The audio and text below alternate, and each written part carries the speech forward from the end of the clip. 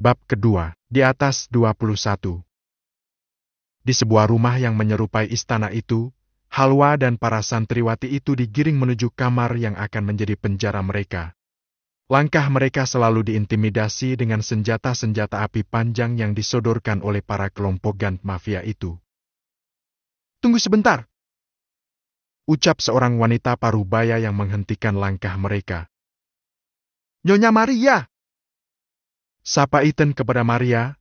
Dia adalah wanita yang paling dicintai oleh Aslan, wanita yang kata-katanya tidak tertolak oleh pemimpin gant mafia itu. Maria mendekati sekelompok wanita yang sedang diintimidasi itu. "Ada apa ini, Ethan?" tanya Maria. "Mereka adalah tawanan kami, kemungkinan mereka adalah anggota gant Costara yang sedang menyamar," ungkap Ethan. Maria memperhatikan para santriwati itu, dan matanya tertarik kepada gadis cantik berbalut gaun pengantin putih yang kini dipenuhi banyak noda darah. "Siapa kau, nak?" tanya Maria. "Saya Halwa, Bu. Kenapa kau bisa di antara kelompok gant Costarai?" tanya Maria. Pertanyaan Maria membuat Halwa mengerutkan dahinya. "Maaf, saya tidak mengerti maksud Anda, Bu," jawab Halwa. Mendengar suara indah Halwa yang sedikit terserak, Maria langsung meyakini kalau para tawanan ini bukanlah bagian dari anggota Costarai. "Tidak, mereka bukan anggota Costarai. Aku bisa melihat mereka dari pancaran mata mereka yang tulus dan penuh kejujuran. Lepaskan mereka," perintah Maria. Tapi Tuan Aslan memerintahkan saya untuk memenjarakan mereka, Nyonya," jawab Ethan. Maria hanya menggelengkan kepalanya, menarik nafasnya yang mulai berat dengan tingkah laku putra semata wayangnya itu. "Shirley?" panggil Maria. "Iya, Mah," jawab seorang wanita berambut ikal sebahu, dengan netra mata yang biru seperti milik Aslan. "Ambilkan pakaian yang pernah dihadiahkan dari rekan bisnis Mamah." "Oh, baju gamis itu ya?" "Benar. Cepat ambilkan. Dan bawa ke sini." "Baik, Mah." Maria kembali menatap wajah cantik Halwa. Wajah itu sungguh teduh dipandang oleh mata. Tatapan sayu dan penuh kedamaian dan keyakinan yang membuat Maria sangat tersihir oleh paras itu. "Tunggulah, nak. Saya akan memberikan kamu pakaian yang suci dari najis, agar kamu bisa menjalankan ibadahmu meski dimanapun," ucap Maria sambil menyentuh lembut pipi Halwa. "Ini, Mah." "Terima kasih, Shirley."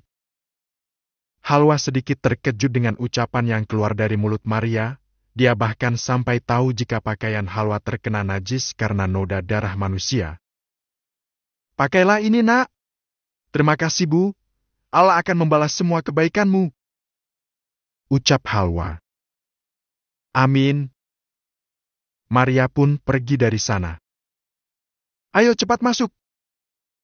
Para santriwati itu dan juga Halwa meneruskan perjalanan mereka menuju ke penangkaran. Mereka yang masih di bawah tekanan, hanya patuh saja saat pria-pria bersenjata itu menggiring mereka ke sebuah kamar besar nan luas yang akan dijadikan sebagai kurungan bagi mereka. "Ah, Tuan Aslan!"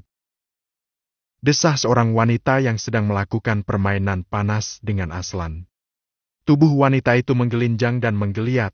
Saat pusaka Aslan terus masuk ke bagian terdalam area sensitifnya, Aslan mulai memainkan tempo yang cepat, membuatnya menggigit bibir bawahnya sendiri dan tangannya meremas sprei merah yang terpasang di atas ranjang besar itu.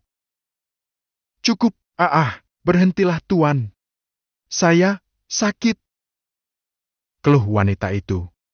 Permainan Aslan yang begitu kuat membuat wanita ini hampir tidak sanggup lagi untuk melayani nafsunya. Tidak, Tuan. Aku sudah tidak sanggup lagi," keluhnya.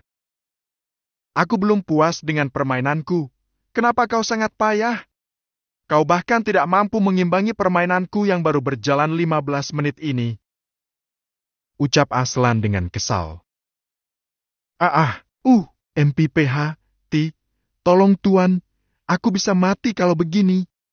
Ini saya sakit," rengek wanita itu, memohon agar Aslan berhenti untuk menggempur area sensitifnya yang sudah semakin terasa sangat panas dan sakit.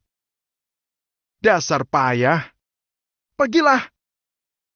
Sarkas Aslan yang masih belum mencapai puncaknya. Wanita itu segera mengambil pakaiannya dan segera pergi dari kamar itu. Masuklah seorang wanita lainnya yang siap untuk melayani nafsu Aslan yang belum mencapai puncaknya. Pergilah! Aku sudah tidak ingin bermain dengan kalian lagi, ucap Aslan. Tapi Tuan, saya sudah sangat bergairah, jawab wanita itu. Pergilah! Bentak Aslan. Wanita itu langsung ketakutan dengan teriakan Aslan yang bagai oman seekor singa yang sedang marah. Ethan! Panggil Aslan. Seketika Ethan langsung mengerti kalau tuannya ini sedang dalam keadaan yang sangat marah. Dia pun bergegas menuju tempat tuannya berada. Ada apa, Tuan? Tanya Ethan yang sudah berdiri di belakang Aslan. Bagaimana? Apa kau sudah berhasil melacak keberadaan Abizar? Tanya Aslan. Belum, Tuan. Dia bagai jarum dalam tumpukan jerami, bahkan gantnya kini semakin banyak merekrut orang-orang yang ada di sekitar sini. Jawab Ethan. Kurang ajar. Sebenarnya kemana dia? Oh ya, setauku dia akan menikah, dan wanita berhijab tadi adalah calon istrinya. Ucap Ethan. Bawa wanita itu kemari. Aku yakin kalau dia tahu sesuatu. Baik, Tuan. Jawab Ethan sambil pergi dari kamar itu. Dia pun segera ke ruang tempat para wanita tadi dikurung. Kemana wanita yang tadi akan menjadi pengantin? Tanya Ethan. Halwa pun maju dengan pakaiannya yang sudah diganti. Aku. Kenapa? Sahut Halwa. Silakan Nona, ikut dengan saya. Pinta Ethan. Kemana? Bertemu tuanku Aslan.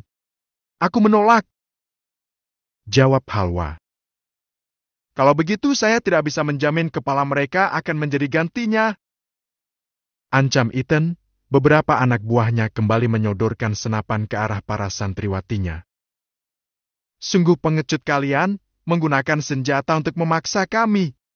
Sudahlah Nona, jangan membuang waktu, ayo ikut saja. Pinta Ethan. Halwa pun berjalan di depan, dan kemudian dia menyusuri koridor yang cukup luas, sebelum akhirnya dia dibukakan pintu besar yang berukirkan seekor singa jantan oleh 2 orang pelayan. Tuan, ini orangnya, ucap Ethan. Aslan pun menuruni tangga dari tempat duduknya, bak seorang raja yang tengah menuruni singgasananya. Matanya langsung menatap tajam ke wajah Halwa yang teduh. Mata elangnya seolah ingin merobek keteguhan yang terpancar di wajah gadis jelita itu. Aslan berjalan maju, sedangkan Halwa berjalan mundur, hingga akhirnya tubuh Halwa membentur sebuah dinding di ruangan itu. Dengan cepat kedua tangan Aslan mengurung tubuh gadis jelita itu. Di mana kekasihmu? Tanya Aslan dengan sangat dekat dengan wajah Halwa. Apa maksudmu? Jawab Halwa tanpa rasa takut. Jangan sok polos! Bentak Aslan. Namun bentakan Aslan yang bagai oman seekor singa tidak sedikit pun membuat gadis ini takut apalagi gemetar. Bicaralah yang lembut, sesungguhnya bicara dengan kasar hanya akan semakin membakar amarahmu. Jawab Halwa. Hah! Berani sekali kau menasihatiku. Kau pikir siapa kau? Aku hamba Allah. Jawab Halwa. Tatapan mata Amand yang berhiaskan dengan bulu mata yang lentik alami, serta warna coklat terang netra Halwa yang memancarkan keteguhan dan keyakinan seorang muslimah, malah membuat Aslan selalu kalah dalam setiap perang pandang melawan sorot mata Halwa. Nyalimu sangat besar, bahkan kau sanggup menutupi keberadaan orang yang paling biadab di dunia ini. Ucap Aslan sambil membalikkan tubuh atletisnya. Aku tidak menutupi apapun, tidak melindungi siapapun, karena hanya Allah Sang Maha Pelindung. Cukup! Aku tidak tahan lagi dengan kebohonganmu. Halwa hanya terdiam. Wajahnya meneduh tapi bukan merunduk, matanya sayu tapi bukan takut, tubuhnya berdiri dengan tegap meski di bawah tekanan. Aslan kembali memandang wajah teduh itu, dia sedikit meracau dalam hatinya. Karena baru kali ini dia menemui seseorang yang seakan dia ini tidak sama sekali takut dengan kemarahan Aslan. Karena biasanya, jangankan Aslan sampai membentak, terkena tatapan tajam dari Aslan saja, semua orang sudah merasakan takut yang luar biasa yang terpancar dari wajah mereka. Aku beri kau kesempatan, karena jarang sekali aku memberikan kesempatan untuk seseorang. Ucap Aslan. Kesempatan apa maksudmu? Tanya Halwa. Katakan yang sebenarnya, di mana Abizar? Halwa sedikit terkejut dalam hatinya, saat pria kejam di hadapannya ini sedang mencari calon suaminya, sehingga timbullah banyak pertanyaan yang hanya dia simpan dalam hatinya. Siapa sebenarnya Abizar? Kenapa dia bisa sampai berurusan dengan pria kejam pemimpin gang mafia ini? Gumam Halwa dalam hati. Bersambung. Yuk Widos ramaikan kolom komentar. Tebak yuk, siapa sih sebenarnya Abizar? Terima kasih. Bab ketiga. Apa maksudmu? Aku tidak tahu di mana dia. Baik, jika kau masih mau menyembunyikannya, maka aku akan menyentuhmu dengan paksa. Aslan mencoba menyentuh hijab Halwa dan menariknya. Ya Allah, hidupkan aku jika kehidupan itu baik untukku dan matikan aku jika mati itu baik untukku. Ucap Halwa dalam doanya, dengan pancaran keteguhan yang tersirat di wajah jelitanya, membuat Aslan sedikit tersentak dengan ayat yang dia mengerti artinya itu. Seketika Aslan langsung menghentikan tindakannya, membuang tangannya dengan sarkas, dan membenci dirinya sendiri yang tidak mampu melakukan hal yang biasanya sangat mudah dia lakukan kepada orang lain. Sial, kenapa aku selalu terkalahkan oleh sorot matanya itu? Hardi Aslan di dalam hatinya.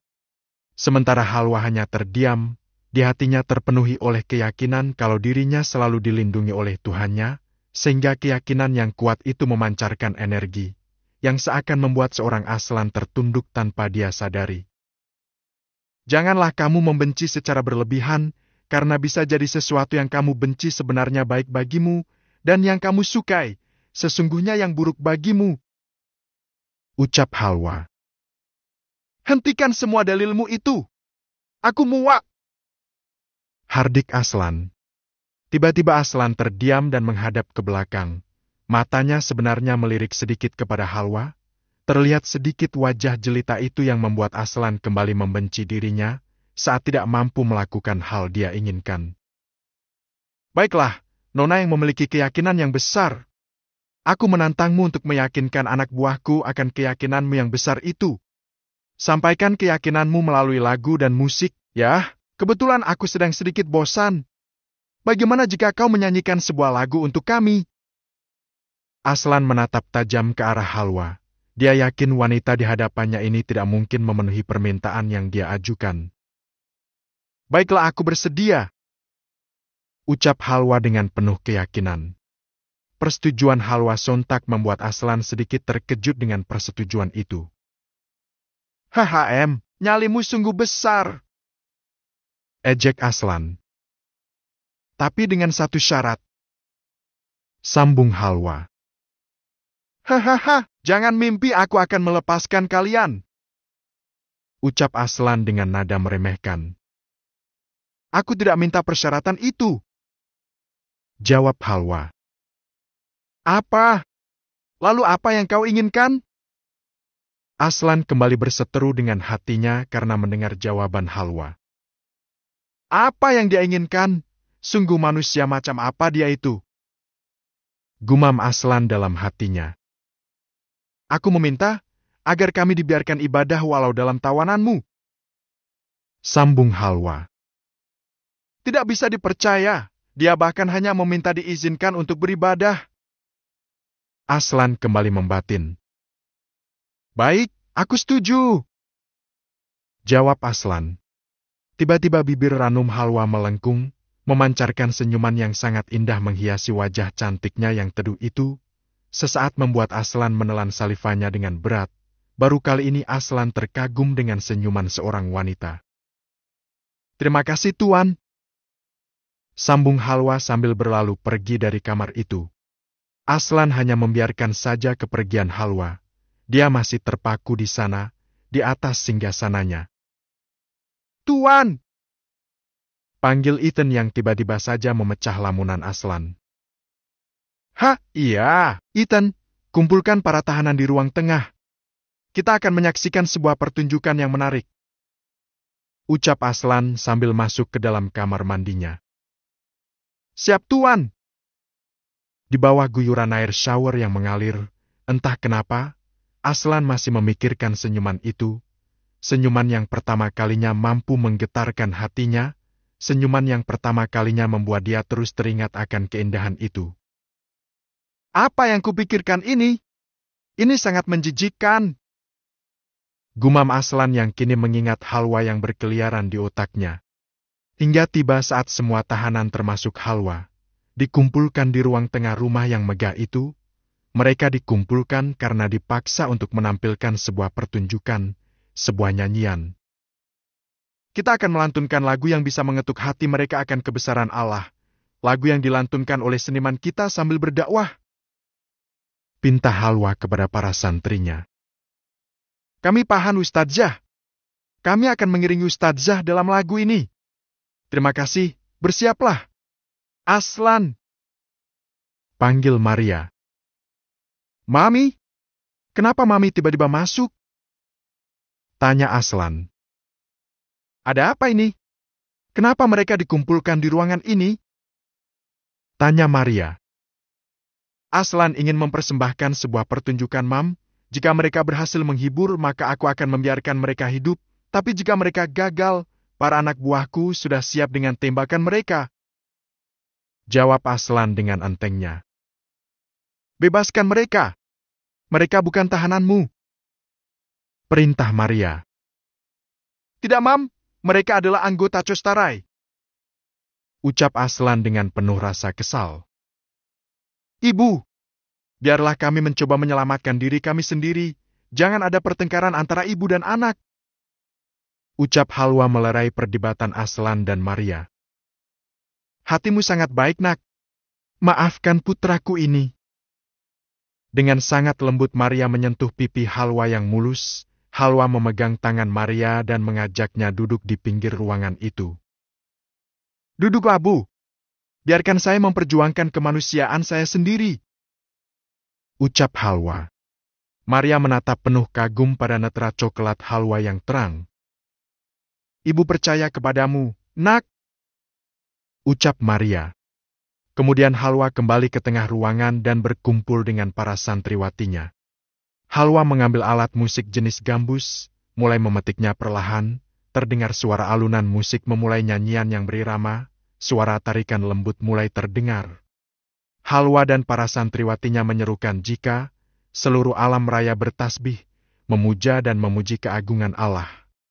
Matahari, rembulan, bintang, langit dan lautan, juga seluruh makhluk di seluruh penjuru semesta ini, berserah dan berpasrah hanya kepada Allah, karena Dialah Sang Pencipta, di tangannya seluruh kuasa, hidup dan mati manusia semua di tangan Allah, tiada satu pun yang luput dari pandangan Allah. Dia maha melihat lagi maha mendengar. Lirik lagu yang penuh akan pujian kepada Tuhannya yang agung, ditambah dengan melodi yang penuh dengan semangat keyakinan. Tatapan dan raut wajah dari semua yang menyanyikan lagu tersebut memancarkan aura yang mendorong nurani mereka bangkit dari kegelapan.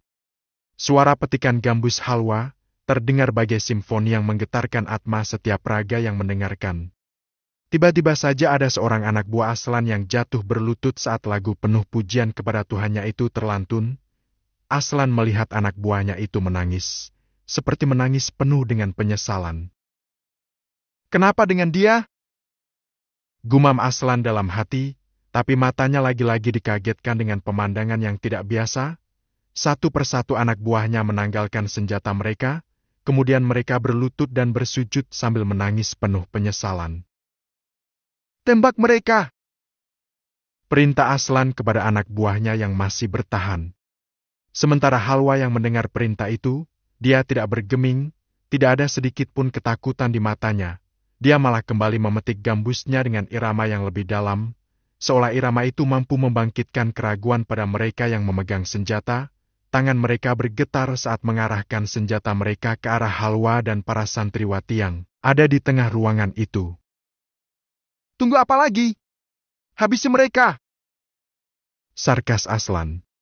Namun mata Aslan dibuat terbelalak saat dia melihat ibunya berdiri di tengah-tengah mereka. Maria menyunggingkan senyuman menantang kepada putranya, sedangkan senjata api panjang sudah siap membidik. "Hentikan!" teriakan Aslan yang bagai auman seekor singa, seketika menghentikan niat mereka untuk menembak. Begitu juga dengan nyanyian pujian yang memang sudah selesai dinyanyikan. "Kenapa, Aslan? Kenapa kau menghentikan anak buahmu untuk menembak? Ayo tembaklah kami!" tantang Maria.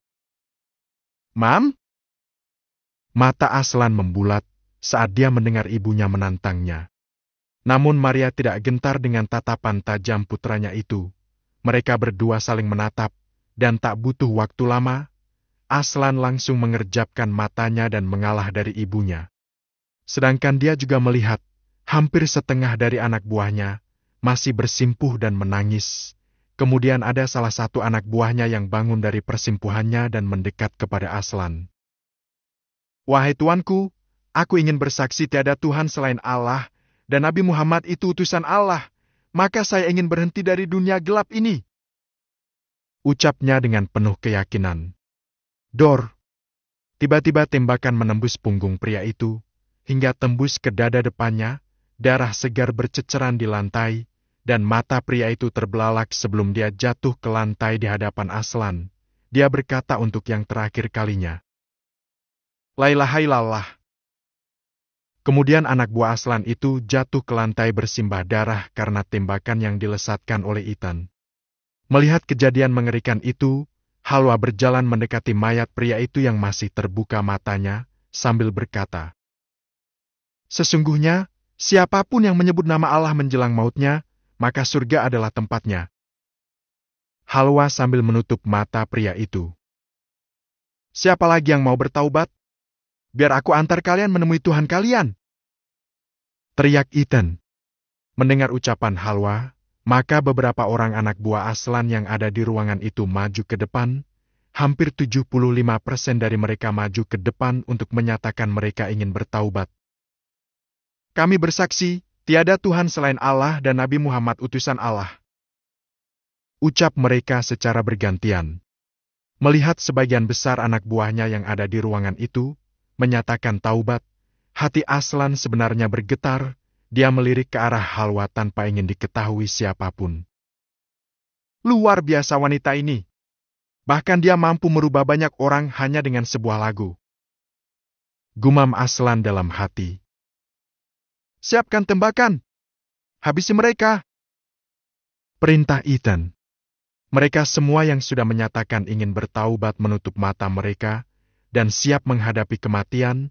Tembakan sudah mengarah kepada mereka.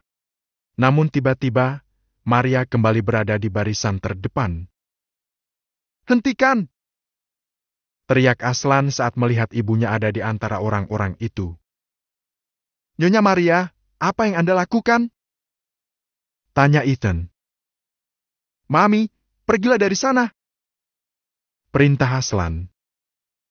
"Tidak! Mami tidak ingin kau berbuat gila, meski kita adalah keluarga mafia. Tapi kita bukan pembantai, kita bukan penjajah, beragama adalah hak setiap orang, dan apa salahnya mereka ingin berhenti bekerja padamu? Bukankah setelah mereka berhenti, kau juga berhenti untuk membayar mereka, bukan?" tegas Maria. "Ethan, siapa yang menyuruhmu menghabisi nyawanya? Bukankah Aslan belum memberi perintah?" sarkas Maria. Itu... saya..." Ethan tidak mampu menjawab pertanyaan tegas dari Maria. "Sudah cukup! Bawa mereka ke kamar tahanan lagi!" perintah Aslan. "Dan bagi kalian yang ingin keluar dari Valhalla, ambil gaji terakhir kalian di sekretarisku," sambung Aslan lagi. "Terima kasih Tuan Aslan." Aslan berjalan pergi meninggalkan ruangan itu, dirinya berpapasan dengan Halwa yang masih berdiri mematung. Aslan melempar pandangan kepada wajah Halwa yang teduh. Entah kenapa ada getaran lain saat dirinya melihat wajah gadis jelita itu. Namun kepongahan dan keegoisannya berusaha melawan rasa yang aneh itu. Ustadz Azril, kapan kita pergi ke markas Valhalla untuk menyelamatkan adik Anda? Tanya salah satu santri yang sedang menggelar diskusi rencana untuk menyelamatkan Halwa. Kita tidak bisa gegabah. Kita harus bisa mengukur seberapa hebat lawan kita. Saran Nazril. Untuk apa kita takut selama ada Anda, Ustadz? Bukankah Anda adalah orang yang bisa mengalahkan kecepatan peluru? Ucap santrinya. Kamu benar, sesungguhnya hanya kepada Allah lah kita harus takut, tapi jangan lupa juga. Kita sebagai manusia dilarang sombong dan terlalu besar kepala. Mereka adalah kelompok mafia, maka kita harus memiliki strategi terlebih dulu. Baik, Ustadz. Malam itu terjadi diskusi yang cukup panjang, hingga mereka tiba di satu keputusan dan strategi yang akan mereka jalankan esok hari. Alhamdulillah, akhirnya kita menemukan titik temu dari rencana kita. Besok pagi setelah selesai ibadah, kita akan berangkat. Siap, Ustadz. Kami akan siapkan para petarung terbaik dari pondok pesantren kita untuk melawan Valhalla. Kalau begitu, silakan kalian istirahat dulu. Terima kasih, Ustadz. Muhammad Azril Khalif adalah kakak kandung Halwa. Selain memiliki kecerdasan dan kewibawaan yang tinggi di usianya yang baru menginjak 30 tahun, pria ini juga dianugerahi dengan ketampanan dan kelebihan yang tidak biasa. Azril mampu mengalahkan kecepatan peluru. Gerakannya sangat cepat dan nyaris tidak terlihat. Kemampuan ini tidaklah serta-merta didapatkan oleh Azril, melainkan dia pernah belajar Islam di negeri China. Sambil belajar gerakan yang mampu membuatnya bergerak dengan cepat dan tepat. Penghujung malam tiba, di saat suara panggilan azan berkumandang, membangunkan mereka jiwa-jiwa yang beriman. Mereka berbondong-bondong datang ke masjid yang hanya ada satu di kampung itu, Masjid Peninggalan K. Hari Abdullah Sahid. Setiap hari selalu ramai didatangi orang-orang ingin melakukan jamaah. Desa ini adalah desa yang makmur, karena banyak menyimpan kekayaan alam yang berupa nikel dan emas. Semua warga di desa ini hidup dengan makmur dan berkecukupan. Assalamualaikum Ustadz. Waalaikumsalam. Bagaimana? Apa kita sudah siap berangkat? Tanya santrinya. Tentu saja. Niat baik harus segera dilakukan. Ucap Azril. Beberapa mobil sudah disiapkan untuk berangkat menuju markas Valhalla. Cukup sulit menemukan markas Valhalla, karena markas kelompok mafia ini tidak hanya di satu tempat, melainkan banyak tersebar hingga ke seluruh negeri. Sebutlah nama Allah sebelum melakukan perjalanan. Sesungguhnya, dengan nama Allah, aku bertawakal kepada Allah. Tiada daya dan kekuatan kecuali kepada Allah. Mereka melakukan perjalanan dengan penuh keyakinan di jalan kebenaran, niat baik untuk membebaskan guru muda mereka, dan juga para santriwati yang menjadi tahanan Valhalla. Hingga tibalah mereka di sebuah rumah besar yang menjadi markas Valhalla yang terdekat. Mereka memarkirkan mobil-mobil mereka cukup jauh dari rumah itu. Kita lakukan jalan damai terlebih dahulu. Jika itu tidak berhasil, maka barulah kalian bertindak. Biar aku yang akan membawa pesan damai ini. Ujar Azril. Baik Ustadz, berhati-hatilah. Azril berjalan tanpa ragu, menuju gerbang depan. Di sana ada beberapa penjaga yang berdiri di halaman rumah. Assalamualaikum. Ucap Azril. Seketika, dua orang itu langsung menyodorkan senjata kepada Azril. Bersambung. Terima kasih sudah mampir. Bab keempat.